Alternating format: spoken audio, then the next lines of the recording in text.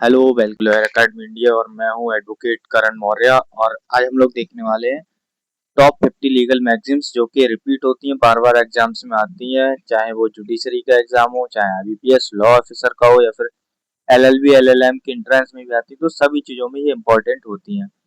तो इसलिए ये वीडियो बना रहा हूँ ताकि आप लोगों को ये जो लीगल मैगजीम्स हैं अच्छे से समझ आ जाए और आपका जो है एग्जाम में इससे 3 से 4 मार्क्स तो क्लियर हो ही जाएं। किसी भी एग्जाम में ये 1-2 मार्क्स ही तो आते हैं, कुछ कुछ एग्जाम्स में 3-4 मार्क्स की भी आ जाती हैं। ठीक है, तो चलो शुरू करते हैं। पहला हमारा जो लीगल मैगजीम है वो है ऑडी अल्ट्रम पार्टम। इसका मतलब क्या होता है कि दूसरी पार्टी को भी सुनो। न्यायालय जो है जब भी कोई केस देखता है तो आपको पता है कि एक व्यक्ति शिकायत करता है, चाहे प्लेंट के द्वारा करे या फिर कंप्लेंट के द्वारा। तो न्यायालय उसी व्यक्ति को सुनकर निर्णय नहीं देता है, दूसरा व्यक्ति जिसके खिलाफ कंप्लेंट गई है या फिर बात दायर हुआ है उसको सुनकर ही निर्णय दिया जाता है। इसे कहते हैं ऑडी अल्ट्रम पार्टम, मतलब के हियर दी अदर साइड। ये नेचुरल जस्टिस का सबसे इम्पोर्टेंट मैगजीम है। और तो इसको याद रखना है कहाँ का यूज होता है, constitutional law, administrative law, natural justice और बीएनएसएस सीआरपीसी में। ठीक है, अब नेक्स्ट है हमारा नेमो जुडेक्स इन कॉजस हुआ। मतलब कोई भी व्यक्ति ऐसे केस में जज नहीं होगा जिसमें उसका इंटरेस्ट हो, चाहे वो इंटरेस्ट फैमिली का हो या फिर पैसों का हो या फिर उसका खुद का केस हो। जैसे कि कंपनी डायरेक्टर जो खुद कॉन्ट्रैक्ट डिस्प्यूट में पार्टी है तो वो उस डिस्प्यूट के लिए आर्बिट्रेटर नहीं बन सकता। ठीक है, जो भी जिस व्यक्ति का जो है इंटरेस्ट खुद ही उस इश्यू में है वो खुद के केस में जज बिल्कुल नहीं बनेगा या फिर आर्बिट्रेटर नहीं बनेगा। तो ये नेचुरल जस्टिस का दूसरा सिद्धांत है और ये इम्पोर्टेंट है काफी। एग्जाम पॉइंट ऑफ व्यू से ही सारे इम्पोर्टेंट मैगजीम्स लेके आया हूँ, तो ध्यान देखना, पूरी की पूरी वीडियो देखना क्योंकि सारे के सारे इम्पोर्टेंट है, एग्जाम में पूछे जाते हैं। इग्नोरेंसिया जूरिस नॉन एग्जीक्यूसेट। इसका मतलब ये होता है कि अगर आप इग्नोरेंस ऑफ लॉ करते हैं तो उसका कोई एक्सक्यूज नहीं है। ठीक है, जैसे कि आप इंडिया में रहते हैं तो ये माना जाता है कि आपको इंडिया के लॉज तो पता ही होंगे। अगर आपको नहीं पता और आप कोई ऐसा काम कर देते हैं जो कि इंडिया के लॉज के खिलाफ है तो आपको इस बात पे छोड़ा नहीं जाएगा। ठीक है, आप ये नहीं कह सकते कि भाई मुझे लॉ नहीं पता था तो मुझे माफ कर दीजिए, छोड़ दीजिए, बिल्कुल नहीं होगा। हाँ, एक्सेप्शन इसका ये है, अगर इंटरनेशनल लॉ है, अंतरराष्ट्रीय लॉ है और आप किसी दूसरे देश में गए, मान लीजिए अमेरिका गए हैं, ठीक है, अमेरिका में कोई काम कर देते हैं और जो कि लॉ के खिलाफ है और आप कहते हैं कि हमें लॉ नहीं पता था, तो आपको वहां पर छूट मिल जाएगी। लेकिन इंडिया में ही रह रहे हैं और इंडिया के ही लॉज नहीं पता है तो वहां पर उस हिसाब से छूट आपको बिल्कुल नहीं मिलेगी। एग्जाम्पल इसका, ए ने प्रॉपर्टी बेच दी जो ऑलरेडी रजिस्टर्ड थी। इग्नोरेंस का बहाना नहीं चलेगा। ठीक है, ए ने ऐसी प्रॉपर्टी बेच दी जो पहले ही बिक चुकी थी तो वो ये नहीं कह सकता कि मुझे पता नहीं था।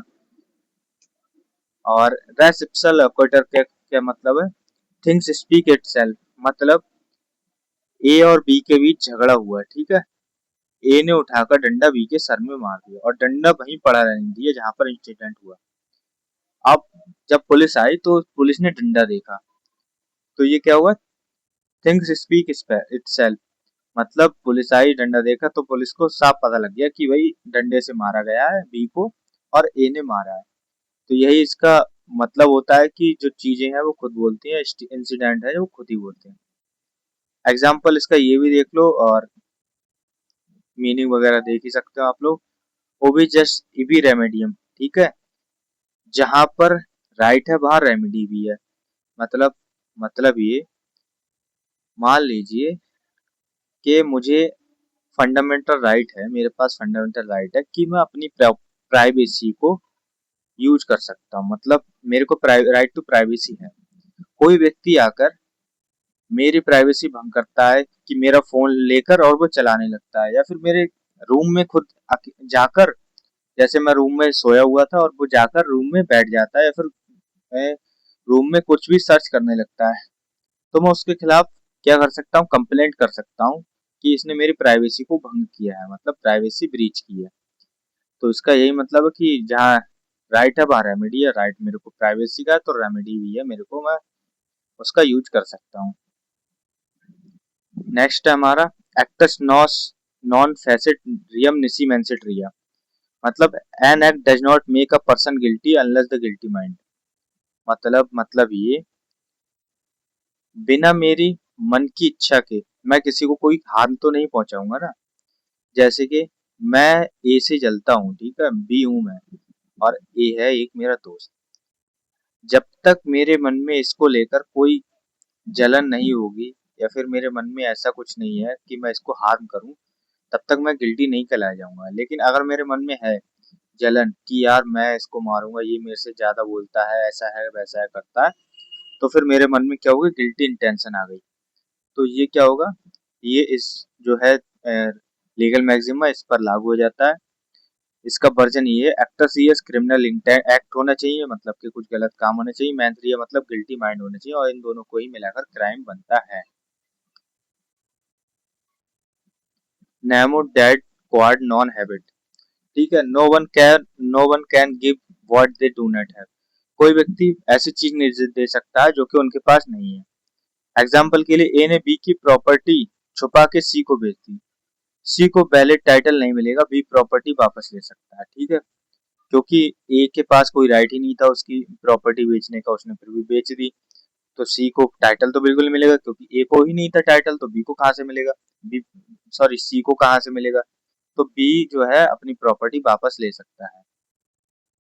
ड्यूरा लैक्स सेड लैक्स, ठीक है, इसका मतलब the law is harsh but it is the law, मतलब लॉ जो है किसी पर भी रहम नहीं कर सकता, लेकिन ये तो कानून है, लॉ है।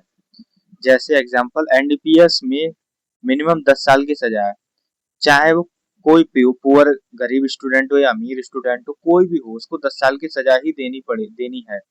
तो ये क्या है कि लॉ जो है हार्श है, और ये तो लॉ है, तो फिर आपको झेलना ही पड़ेगा। नेक्स्ट है हमारा एक्सटर्पी कॉज नॉन ऑरिटर एक्सियो, मतलब no action arises from a disgraceful illegal cause. इसका मतलब है कि जो व्यक्ति है, जैसे मैं हूँ, ठीक है, ए, मैंने जो है बी की प्रॉपर्टी चुराई, बी की प्रॉपर्टी मैंने चुराई, और मुझसे प्रॉपर्टी सी ने चुरा ली। अब मैं न्यायालय नहीं जा सकता। पता है क्यों नहीं आ सकता? क्योंकि मेरे पास ही वो प्रॉपर्टी का राइट नहीं था, मैंने खुद बी से चुराई थी। अब अगर मैं न्यायालय जाऊंगा तो न्यायालय यही कहेंगे, भैया तुम्हारे पास कहाँ से आई, हम कहेंगे हमने खुद चुराई थी, तो हम खुद ही फंस जाएंगे। इसलिए हमें कोई रिलीफ नहीं मिलेगा अगर प्रॉपर्टी चुर जाती है तो। ठीक है, एग्जाम्पल ये है हमारा, सेम वैसा ही एग्जाम्पल है जो भी बताया, कैबिट एम्पिटर। ये तो आपने सभी ने पढ़ा होगा, आप लॉ के फर्स्ट सेमेस्टर या सेकंड में होते हैं तभी पढ़ लेते हैं। लेट द बायर बीवियर, मतलब कि जो खरीदार होता है उसको चौकन्ना रहना चाहिए किसी भी चीज को खरीदते हुए।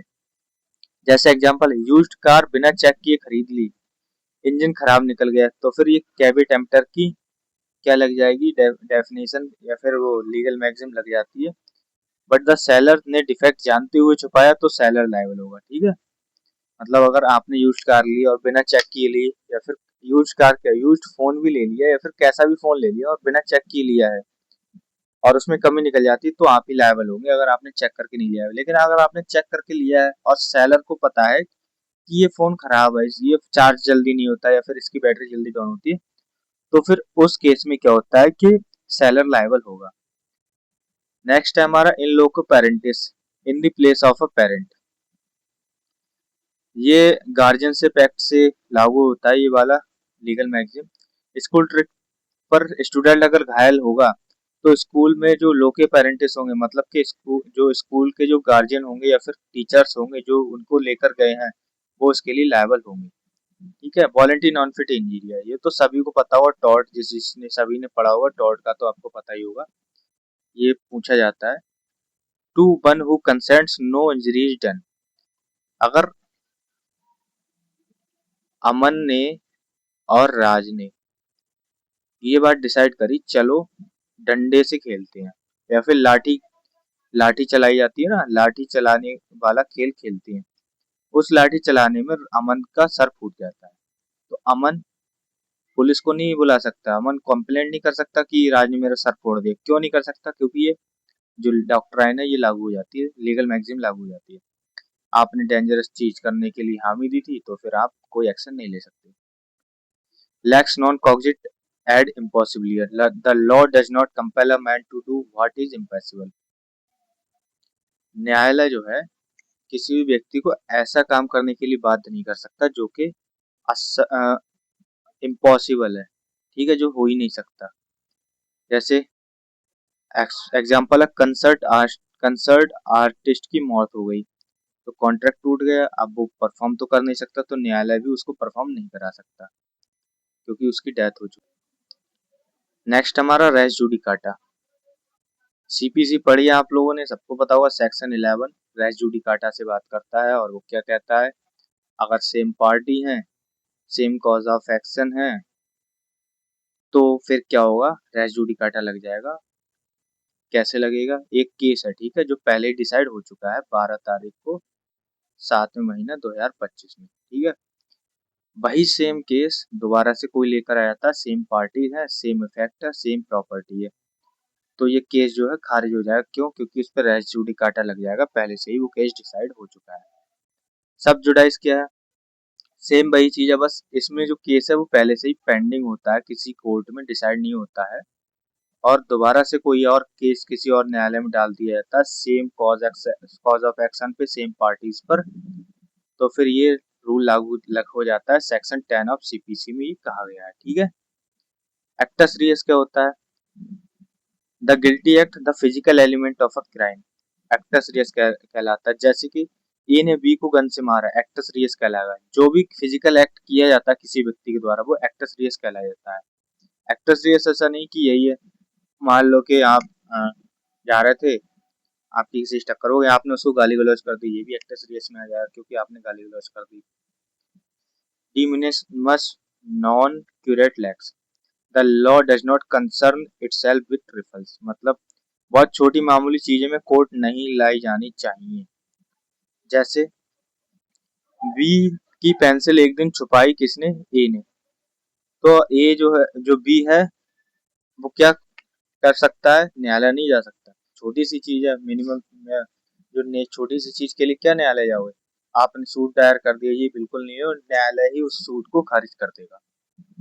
इन dubio pro reo, in doubt for the accused benefit of doubt, मतलब एग्जाम्पल है, सस्पिशियस सर्कमस्टेंसेस पर कंक्लूसिव प्रूफ नहीं, मतलब यह है कि कोई भी केस है उसमें अगर आप किसी भी जो है अक्यूज का जो क्राइम है वो बिना बियॉन्ड रीजनेबल डाउट प्रूव नहीं कर पाते हैं, तो ये डॉक्ट्राइन लागू हो जाएगी और उसको बेनिफिट ऑफ डाउट मिल जाएगा। नेमो डेविड बिस बेक्सारी प्रो यूना एट एडम कॉजा, मतलब कि कोई भी व्यक्ति जो है डबल ट्रायल नहीं किया जाएगा किसी भी व्यक्ति का।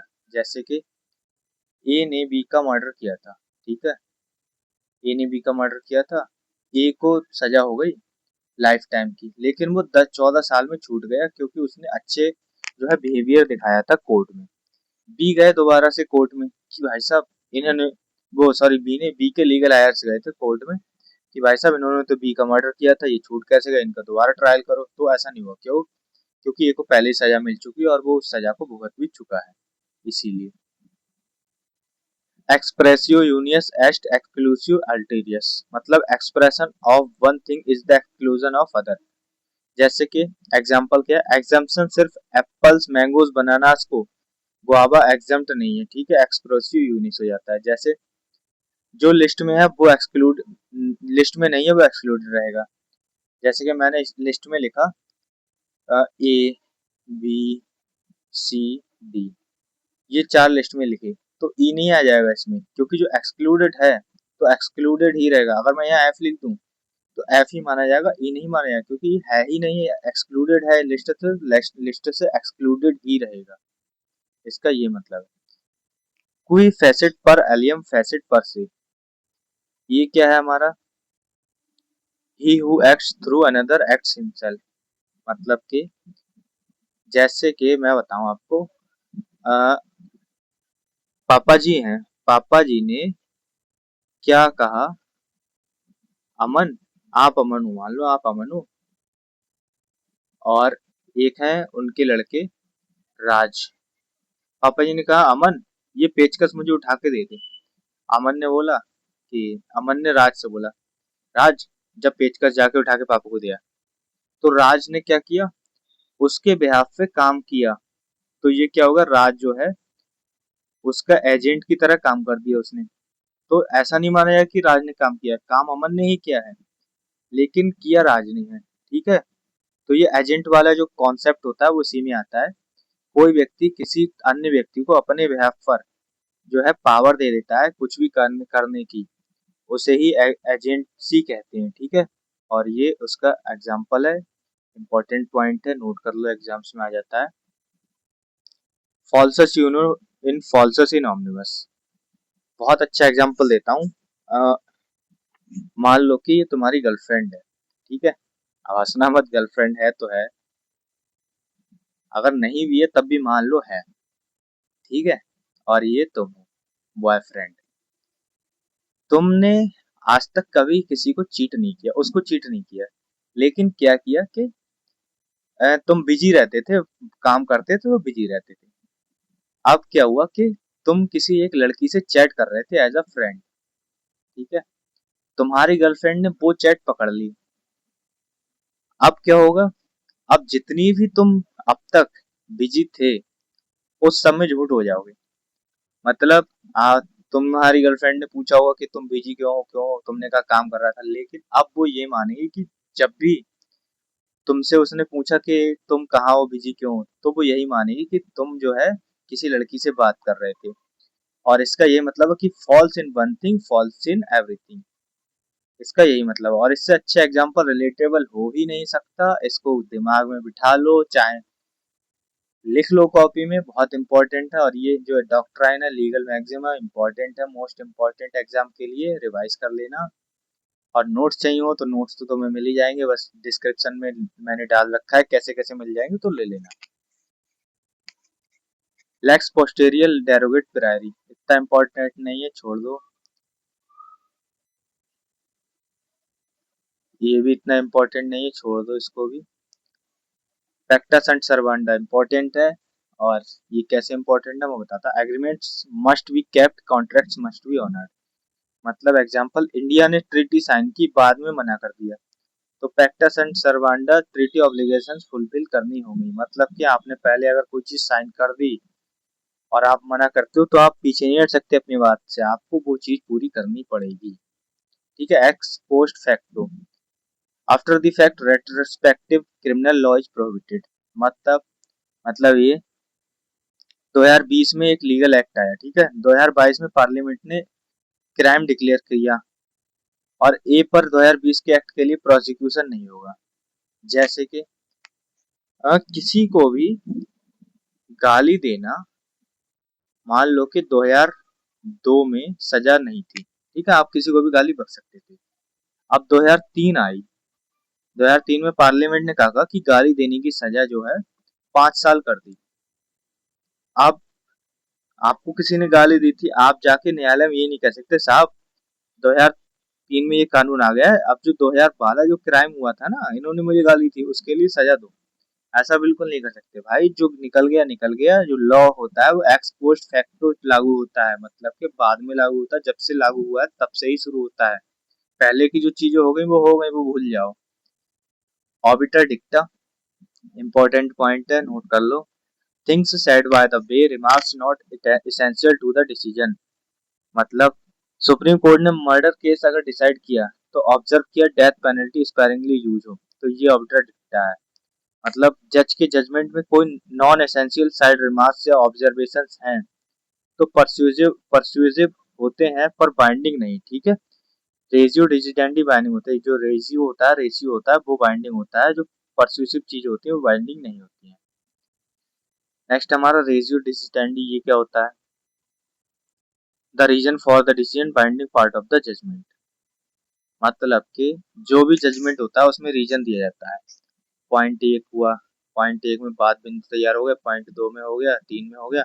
इस सब को डिसाइड करते हुए जो न्यायालय वो अपना रीजन देता है कि मैंने ये जो है निर्णय क्यों लिया है, इसको भी, तो ये रेजियो डिसिडेंडी होता है।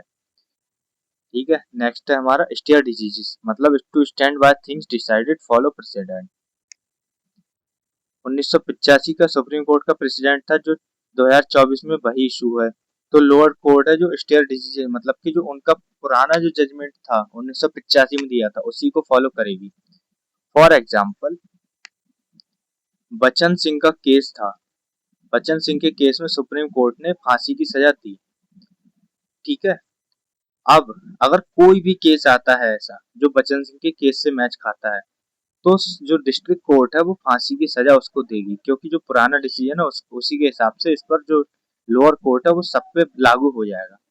ठीक है। Lex specialis derogat legi generali, special law prevails over general law. इसका एग्जांपल मैं बता देता हूँ। मान लो कि आईपीसी चल रही है। ठीक है। आईपीसी में जो है बीएनएस, सॉरी आईपीसी नहीं बीएनएस चल रही है।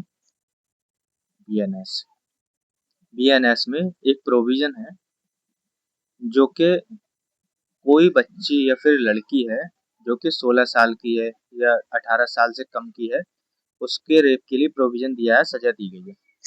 अब अगर अब अगर क्या होता है, इसी के हिसाब से सजा नहीं मिलेगी। जब भी ऐसा कुछ होता है जो कि 18 साल से नीचे की लड़की या फिर लड़के के साथ में रेप होता है तो उसके लिए पॉक्सो एक्ट बनाया गया है। ठीक है। जो ऑलरेडी पॉक्सो एक्ट है जो बच्चों को कवर करता है, तो उसके हिसाब से सजा होगी। तो बीएनएस क्या होगा, जनरल लॉ हो गया, और पॉक्सो हो गया हमारा स्पेशल लॉ। नुला पोना सिने लगे, बेकार है, छोड़ दो। डैमनम साइन इंजीरिया इंपॉर्टेंट पॉइंट है, नोट कर लो कॉपी में। Damage without legal injury, no legal remedy. ठीक है। जैसे एग्जांपल, ए ने बी के पास फ्री कोचिंग शुरू की, बी के स्टूडेंट्स गए, डैमनम साइन इंजीरी हो गया, बी का सूट नहीं चलेगा। जैसे एक केस सुना होगा आप लोगों ने, ग्लूकोस्टर ग्रामर स्कूल। हुआ ये था, ये स्कूल था। ठीक है। बहुत बच्चे आते थे इसमें, फीस लेकिन ये ज्यादा लेता था। ये रोड चल रही थी। यहाँ पे एक और स्कूल खोल लिया दूसरे ने, किसी ने, इसने फीस कम रखी, तो यहाँ के बच्चे जो यहाँ पे आ गए। अब ये केस करने गया कि भैया हमारा इन्होंने नुकसान कर दिया। तो न्यायालय ने कहा भैया उसको भी राइट है अपना स्कूल खोलने का, पढ़ाने का, उसकी मर्जी है। अब तुम्हारे पास बच्चे नहीं आ रहे तो मैं क्या कर सकता हूँ। और उन्होंने ये वाली जो डॉक्ट्राइन थी ये लागू की थी, डैमनम साइन इंजूरिया। इंजूरिया साइन डैमनम ये अलग है थोड़ी सी, इसका उल्टा होता है। लीगल इंजरी होती है without actual damage. A B के घर में बिना परमिशन घुसा, कोई नुकसान नहीं हुआ लेकिन ट्रेसपास हो गया, इंजूरिया साइन डैमनम। तो बी सू कर सकता है ए को। और दूसरा एग्जांपल, मान लो कि मैं ए हूँ, इलेक्शन का टाइम चल रहा है, जो मैं जा रहा था इलेक्शन में वोट देने यहाँ पे, लेकिन क्या करा कि पुलिस वाले ने रोक लिया, बोला कि तुम वोट नहीं दोगे वरना मेरा जो फेवरेट नेता है वो हार जाएगा, ऐसा करेगा वैसा करेगा। उसने वोट नहीं देने दिया। मेरा तो कोई घाटा नहीं हुआ ना मेरे रुपए गए, लेकिन मेरा लीगल राइट वायलेट हुआ, लीगल इंजरी हुई, तो मैं इस बात पे तो उसको सू कर सकता हूँ, उस पर केस कर सकता हूँ। नेक्स्ट हमारा respondent superior, let the superior answer. Hospital nurse ने गलत इंजेक्शन दिया, पेशेंट की मौत हुई, हॉस्पिटल विकरियस लायबल होगा। मतलब कि इसका ये मतलब है जैसे कि आप हो, बॉस है आप पे, कोई बॉस की जो कंपनी चल रही है उसमें आपने कोई गलत प्रोडक्ट बना दिया या फिर कोई डिफेक्ट हो गया, तो आप लायबल थोड़ी हो। आपके बॉस लायबल होंगे, आपकी कंपनी लायबल होगी, ये लोग लायबल होंगे, आप नहीं होगे। ठीक है। तो ये क्योंकि ये है एक जो एजेंसी का सूट जो चलता है ना, विकैरियस लायबिलिटी, वाइकेरियस लायबिलिटी, वो वाला यहाँ पर प्रोसीजर लागू हो जाता है। लिस्ट पेंडेंस का क्या मतलब है देखते हैं। A pending suit transfer during pendency is subject to degree। मतलब कि ये प्रॉपर्टी है, ठीक है, ये है प्रॉपर्टी, इस पर पहले से कोर्ट में सूट चल रहा है और इसका मालिक है ए। ए जाता है बी के पास, भैया मेरी प्रॉपर्टी खरीद लो यार, 50 लाख रुपए की है, आप 25 मुझे दे दो। तो बी जाते हैं भैया, देखते हैं, छान जांचबीन करते हैं, तो कहते हैं इस पे तो लिस्ट पेंडेंस है, मतलब इस प्रॉपर्टी तो पे तो पहले ही केस चल रहा है, तो मैं ये प्रॉपर्टी नहीं खरीदूंगा। तो ये चीज आती है लिस्ट पेंडेंस के सूट पे, और खरीद भी लेता है तो फिर उसका कोई वैल्यू नहीं होगी और घाटा ही हो जाएगा बी का। कंसेंसस एड आइटम, मतलब meetings of mind on the same thing is the same sense. भाई ये एग्जांपल क्या है, ए दो पूनम प्रॉपर्टीज हैं, ठीक है, दो पूनम नाम की प्रॉपर्टी, ए सोचा एक, बी सोचा दूसरी, नो कंसेंसस एट आइटम, मतलब के मान लो कि दो घोड़े हैं ये, ठीक है, एक का नाम है ए, एक का नाम है बी। ए ने कहा भैया मैं, मान लो अमन ने कहा राज से कि मैं अपना घोड़ा ए बेच रहा हूँ, राज ने भी सोचा कि हाँ ये ए घोड़ा ये यही बेच रहा है, तो कंसेंसस एड आइटम, मतलब कि same thing in the same sense की जो इंटेंशन है वो हो गई पूरी। अगर राज ने सोचा कि ये वाला बेच रहा है तो फिर वो यूज नहीं होगी और वो कॉन्ट्रैक्ट जो है वो वॉइड हो जाएगा।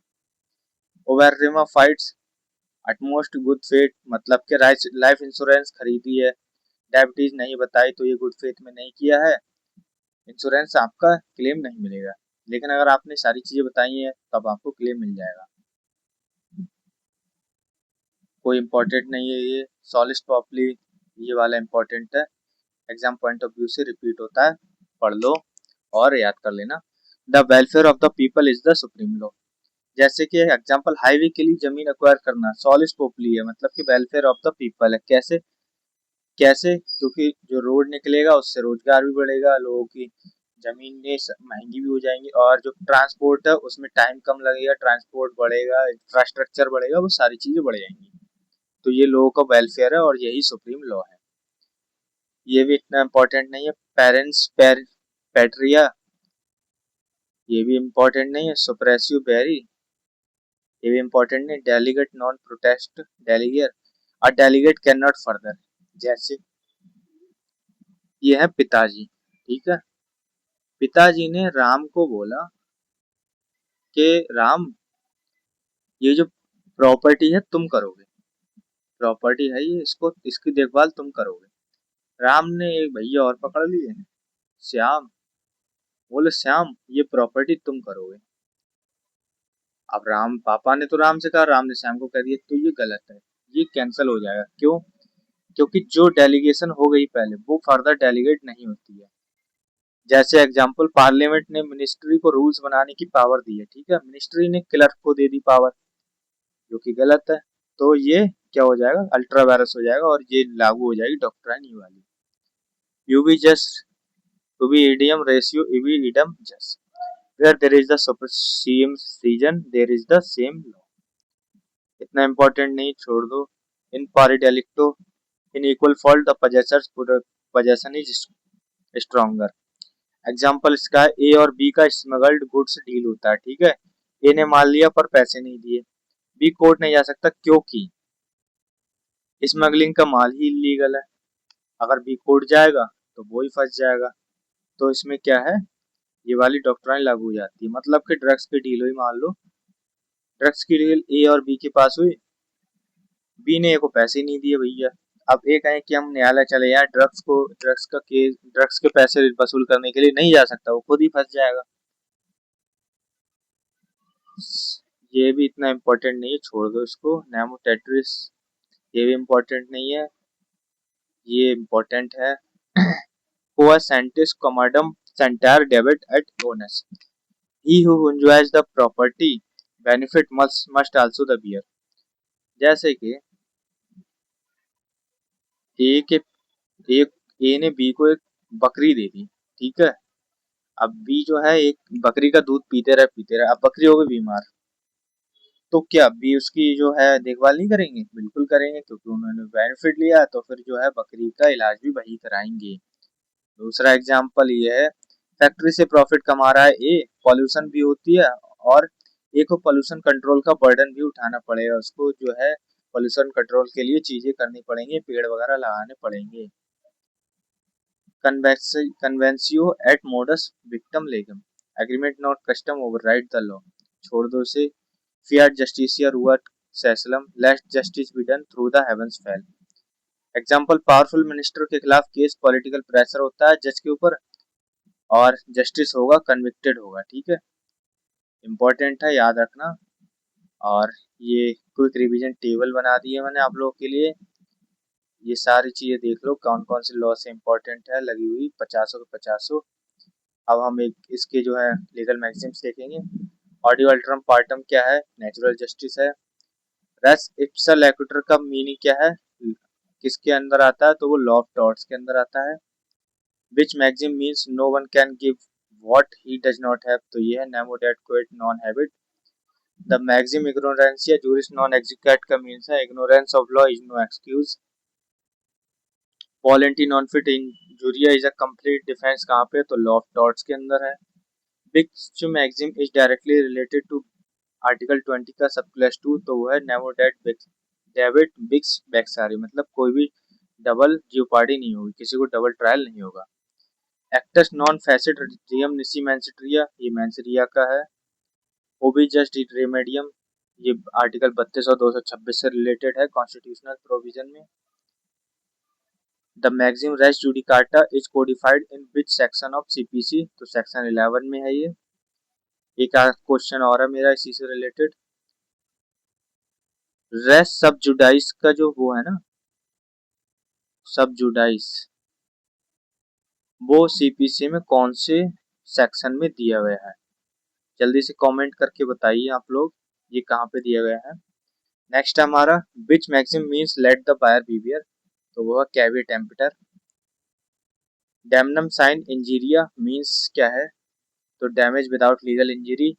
और इससे रिलेटेड एक केस लॉ बताइए आप लोग मेरे को, मैंने अभी बताया भी था वीडियो में, कौन सा केस है इससे रिलेटेड, बहुत फेमस केस है, कमेंट में बताइए आप लोग। नेक्स्ट हमारा injuria sine damno applies most typically in which tort, trespass में अप्लाई हो जाता है। The maxim respondeat superior is the basis of which legal concept, vicarious liability पे होता है ये कॉन्सेप्ट लागू। Ratio decidendi of a judgment means क्या होता है, तो होता है the binding legal principle upon which the decision is based. Which maxim is opposite to ratio decidendi, obiter dicta होती है, ये इंपॉर्टेंट पॉइंट है, नोट कर लो। लेक्स पोस्टीरियर डेरोगेट फ्योर प्रायरी डील्स, तो ये इसका आंसर बी है, later law repealing earlier law on the same subject. ठीक है। Which maxim applies when an insurance company voids a policy due to non disclosure of diabetes by the insured, तो वो हमारा over rim fights. इसका मतलब होता है utmost good faith, अगर आपने कोई चीज छुपाई है तो फिर आपको उस चीज का बेनिफिट नहीं मिलेगा। X post facto law in criminal matters is prohibited under which article of Indian constitution, article 20 में है। इसका मतलब ये है कि किसी व्यक्ति को जो प्रेजेंट टाइम पे जो लॉ है उसके हिसाब से सजा मिलेगी, जो पुराना लॉ है उसके हिसाब से, या फिर नए फ्यूचर में आने वाले लॉ के हिसाब से नहीं मिलेगी।